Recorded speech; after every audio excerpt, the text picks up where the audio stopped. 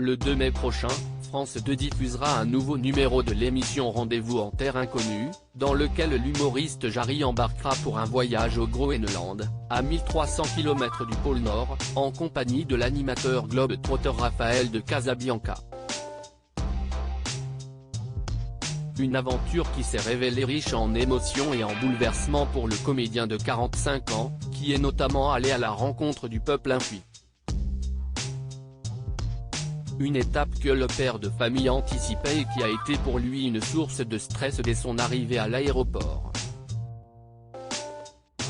Jarry redoutait en effet particulièrement la réaction des infuis concernant son homosexualité, puisqu'il souhaitait être complètement honnête et transparent avec eux à ce sujet, comme il l'a expliqué sur les ondes de Europe 1 ce lundi 1er mai.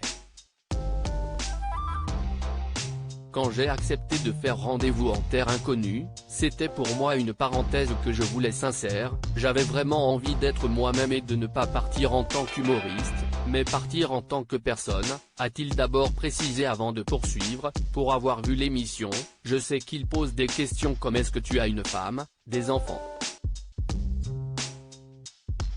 J'avais envie de dire la vérité. Je me suis dit que j'allais les rencontrer, mais qu'ils allaient aussi me rencontrer. J'ai eu très peur. Je me suis demandé quel était le point de vue des infuis.